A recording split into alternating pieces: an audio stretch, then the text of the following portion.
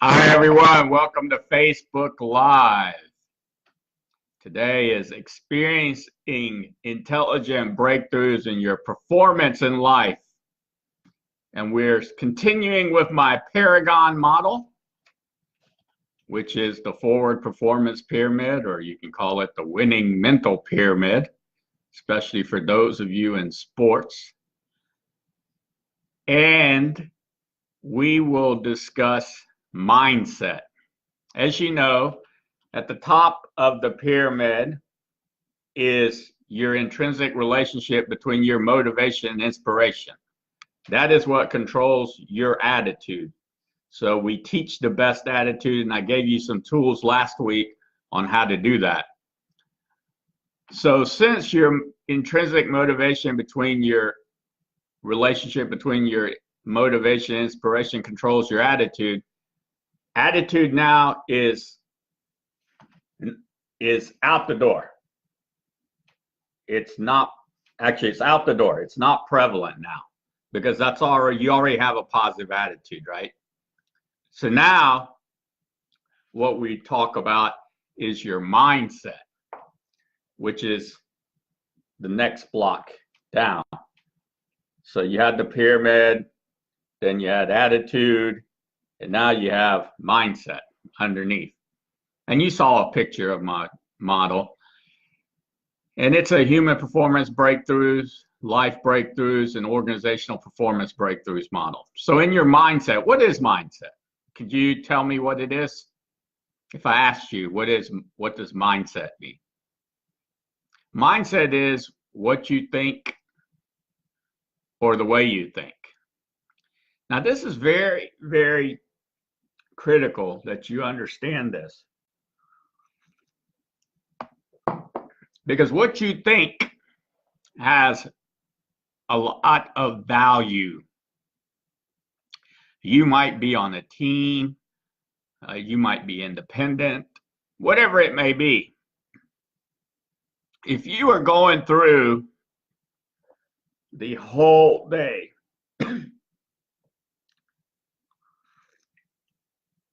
without using your thinking and are only doing things because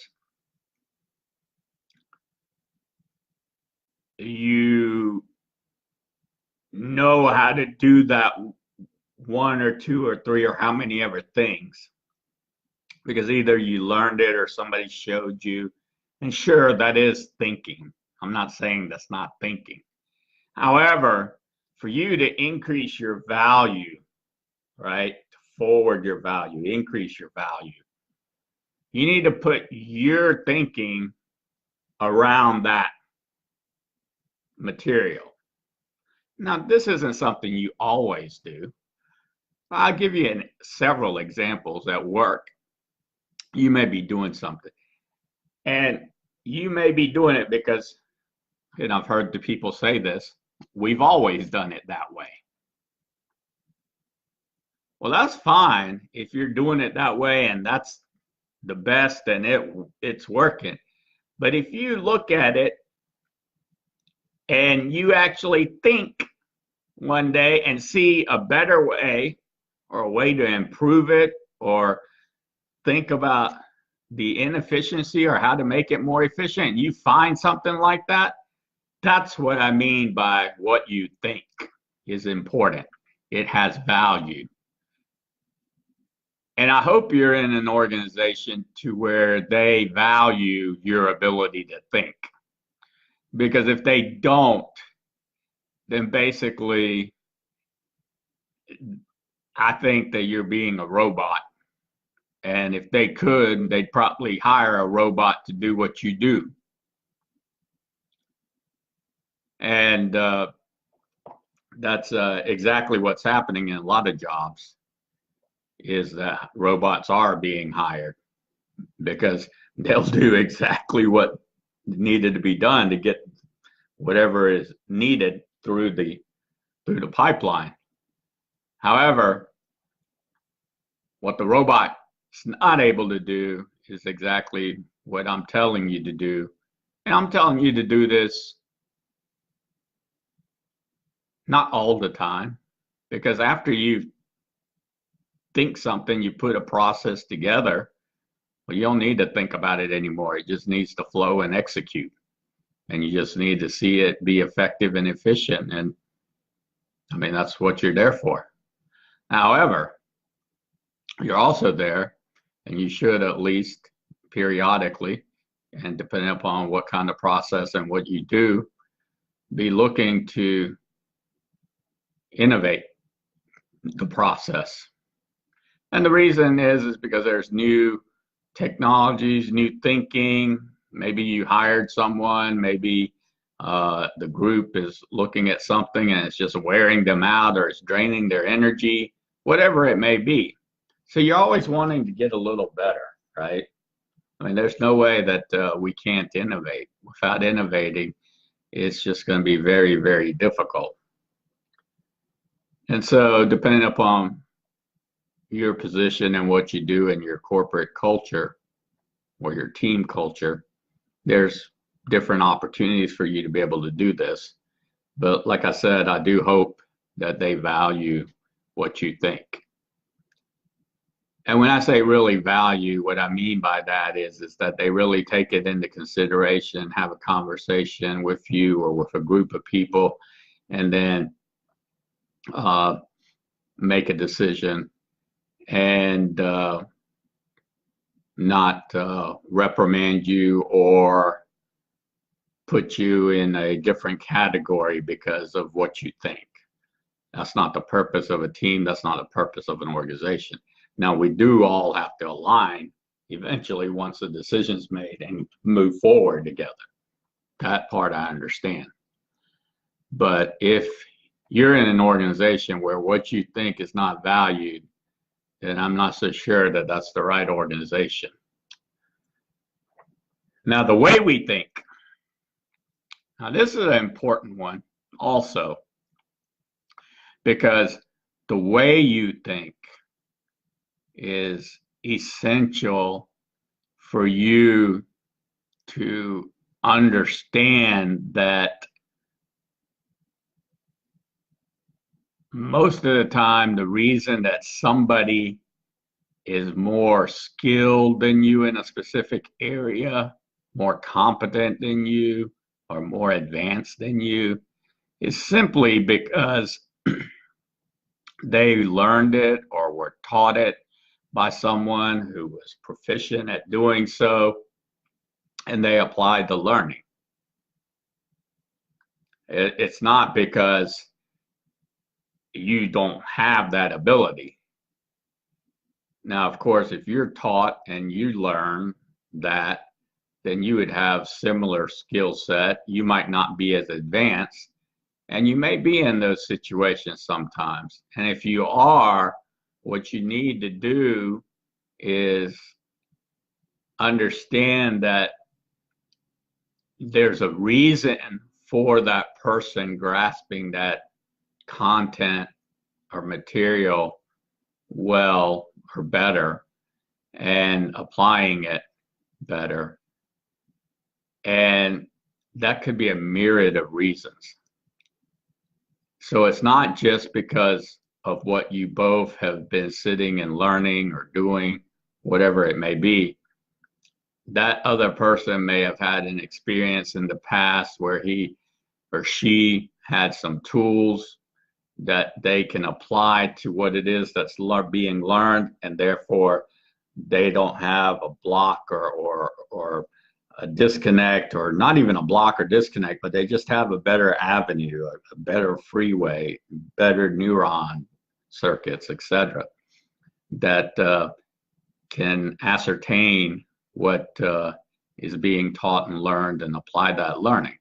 Now, that doesn't mean that you don't have that. All that means is that for you not to be disappointed, first of all.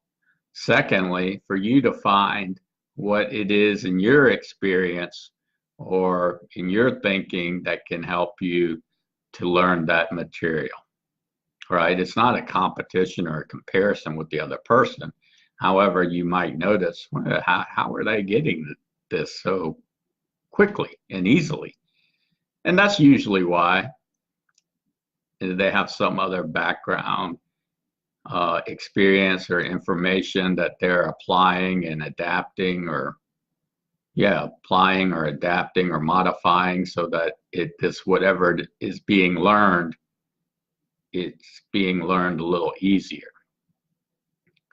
And so a good book for you to think of in this area, because a lot of people would look at that and say, well, the one that's grasping more than the other one is more talented, and that's why they grasp it.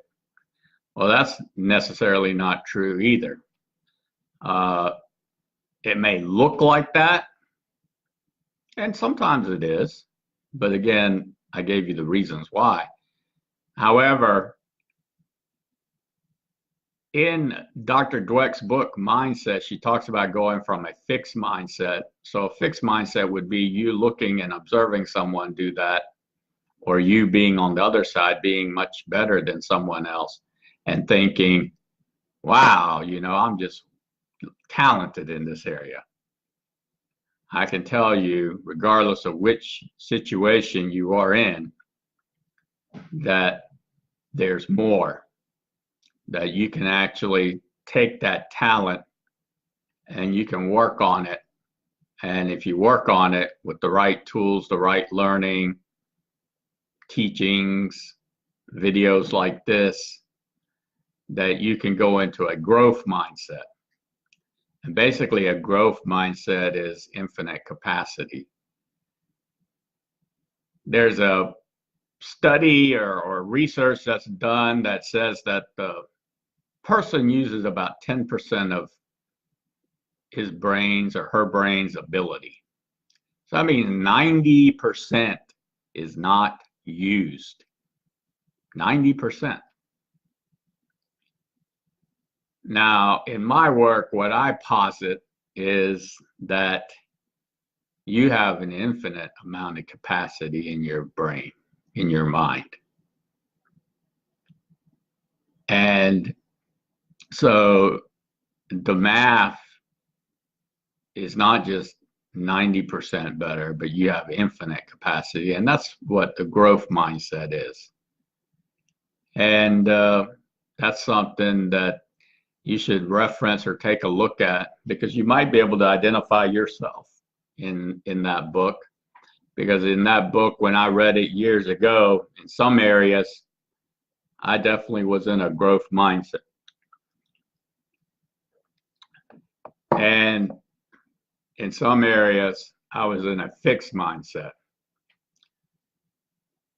Now, the thing that I realized was in the areas that I had a growth mindset, I definitely had some talent there, or interest, or liked it, or skill.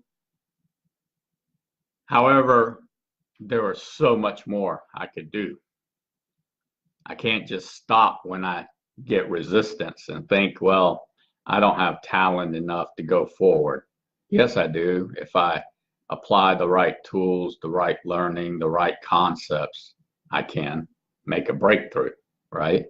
And you see this all the time in your human performance breakthroughs, and you do have some. You really do.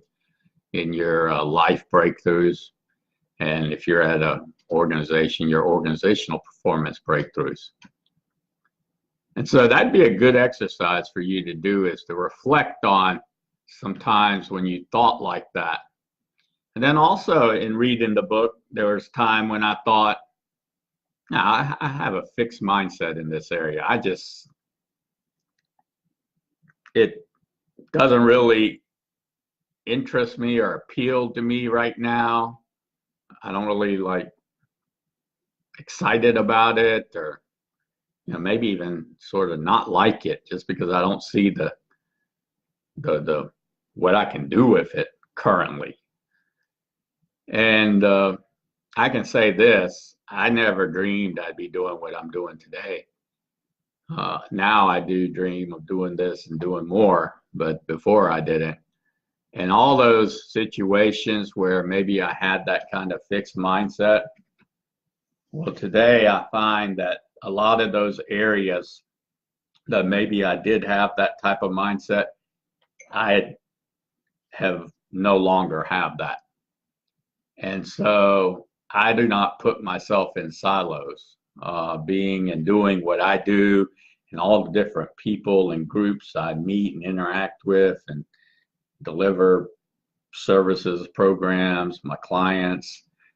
There's just, and products, there's just no way that I can silo myself like that. Now, sure, I'm in a niche, which is the human performance breakthroughs, life breakthroughs, and organizational performance breakthroughs.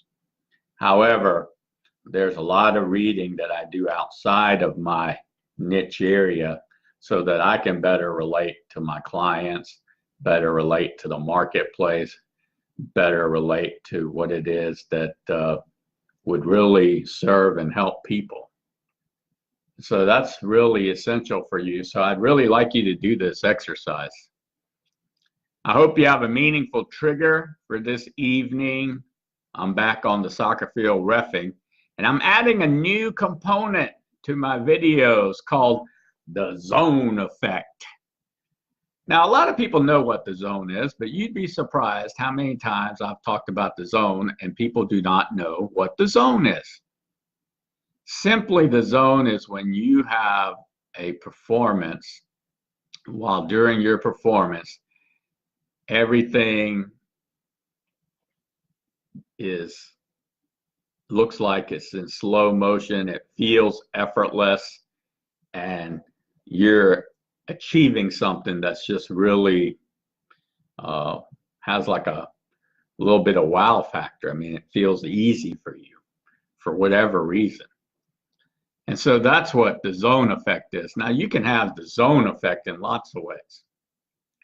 And so I just defined it a little bit, and you can do a lot of research, and there's a lot of people who describe it and try to describe it and explain it. However, there's not many that can show you how to get into the zone or put you in the zone. And of course, that's part of my expertise, is to help you do that. And I have the tools to help you do that, as well as my individual work or coaching with you. And so my zone effect is this. I was driving about a few weeks ago, and I looked up at the sky, and the clouds had formed the image of a world map. I saw every continent, and they were all in the right image. I mean, I could literally see it in the sky. And it was just perfect. I could not imagine that. It was amazing. I saw North America, then I saw South America, and then England and Eastern Europe, and then Africa and India and China and Japan, Australia. I mean, it was amazing. I was like, wow. So that was a zone effect for me. So the zone effect can happen in lots of places. It can happen at work. It can happen with family. It can happen with you just sitting there and getting an epiphany or something of that nature. But I also had another zone effect just a few days ago. And this was another just amazing occurrence. Is I was driving on the freeway and I looked towards the sky, and the sun beams were beaming through the clouds. And as I looked for the first time, I literally saw a waterfall.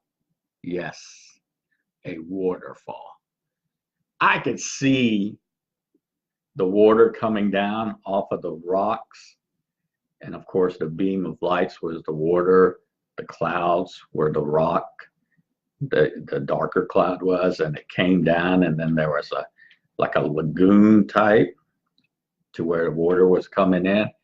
It was amazing. I didn't even have to go fly to Angel Falls or anything like that, or Niagara Falls. I mean, I saw it right there in the sky. So that's just an example of the zone effect.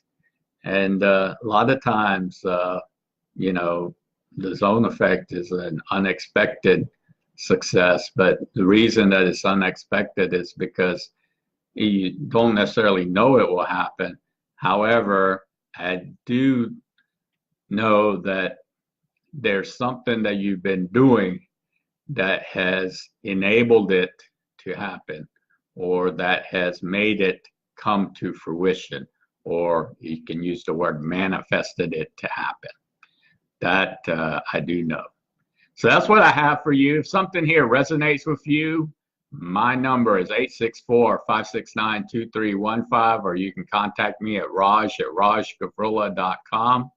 I hope you have a meaningful trigger this evening. I hope you have zone effects, and you could also do this exercise. Look at your life and think about the zone effects that you've already had. And I'm sure you'll find some.